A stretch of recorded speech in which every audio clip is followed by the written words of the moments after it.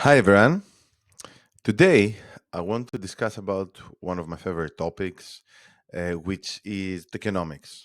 Okay, tokenomics is just a shortcut for token economics. As many of you might know, I was one of the first researchers in this area, the area of token economics, and I was actually one of the very first to propose the use of agent-based modeling for the study of token economies.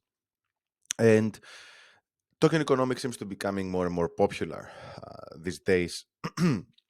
And after many years of working in this area, I just wanted to share some thoughts about the recent post, which discusses about one of the most common tools applied in token economics, and that is the equation of exchange.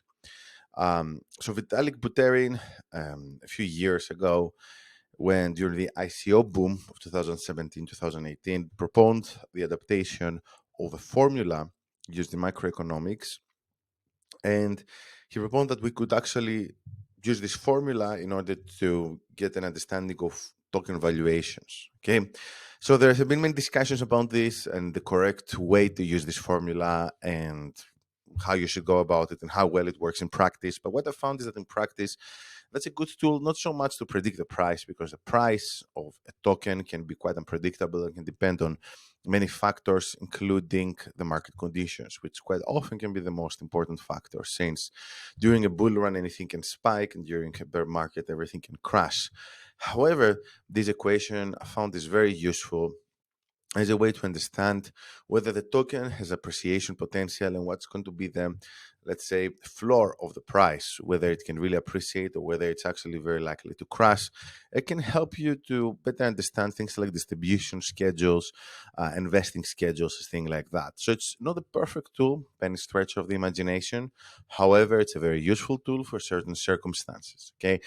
And on this post, for those of you who are not watching the video who are on the podcast, there's a link to this post in the description below. On this post, I just provide some examples as to how you could go about using the equation of exchange to try and understand whether your token economy is sensible or not. So first of all, we'll provide a breakdown of how this is used within the context of blockchain, because you have to make a few transformations. But essentially, what this tells us is that in order to get what is a very fair value for a token, you need to get the total number of transactions expressed in fiat. That's a key point. Yeah, so you need something like dollar or euro or British pound, etc. And then you divide it by the total number of tokens. And you multiply by the holding time. Okay, that's another important concept. The the economy, as we call it, the transaction volume, as well as the holding time, they need to be expressed in some unit of time. So we do that, and then you get an estimation of the price and what the price looks like. And then we get some very interesting effects. And I guess this is also because this was used in microeconomics. I try to give some examples with parallels based on, let's say, the real world, the fiat economy, whatever you want to call it.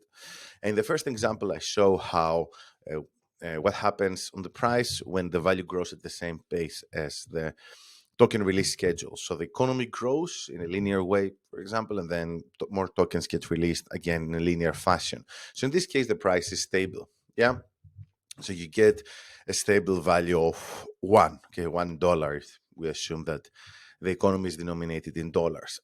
Then, if the economy rises faster compared to the total number of tokens, then we see an appreciation. Okay, so the token becomes more and more expensive. So this means the economy is growing, more people want to use the token, but there are not enough tokens, so there's more demand than supply. Okay, so the token becomes more and more powerful.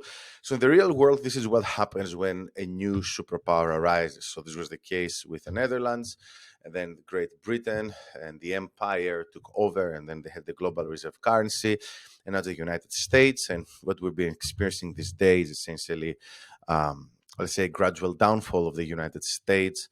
So we hear like all this conversation around the end of the dollar, and and maybe it's going to be replaced by Bitcoin, maybe by the Chinese yuan, maybe it's going to be multipolar world. But essentially, from let's say late 40s all the way to let's say early 2000, like the economy experienced massive growth, which helped keep the dollar strong. Obviously, this is not necessarily the path of the dollar over all those years, because at the same time, all the economies are growing. It's just maybe the US is growing faster, which helps have create a very powerful dollar. But again, that's like more of an analogy, because like in the real economies, then you have all other considerations to take into account, whereas in the crypto economy, things are much simpler. You can also see these very fast appreciations, especially during a bull run, like 100x, etc., which certainly you wouldn't see this in the GDP of a country, or or anything like that. Even though what you might see actually in some real world economies is a crash of the value of a currency, which is, in that case, the economy is shrinking or has shrinked a lot, and also the currency is not like in demand, and then essentially you have this overabundance of supply and nothing really to back this up, and this is when things crash. So, for example, in this case, if you have, say, an economy which is not really growing well, and then you keep releasing more and more tokens, then the value is going to go down eventually. Okay, and essentially the way this manifests in the real world is often it's like inflation, essentially, because this means that if you still have the same amount of money numerically, arithmetically, but you can buy fewer goods and services because everything is becoming more expensive. So when everything is becoming more expensive, this means that the value of your tokens, for example, euros or US dollars, as it's now the case in the real world, has gone down, which is obviously a very, very bad outcome. And within, obviously, the scope of a token economy, what we want to see usually is appreciation, but ideally sustainable appreciation. Okay, we don't want like 100x and then a dump. Okay, this is nonsense. So yeah, this was essentially some thoughts about the equation of exchange, and then I say a few things about the holding time. Well, there are certain projects like Olympus DAO which they have used this concept of holding time very effectively in order to pump the price of tokens up. But where Olympus DAO is failing, however, is in the fact that it doesn't produce much real value. Something which they're trying to change, maybe with Olympus Pro, etc.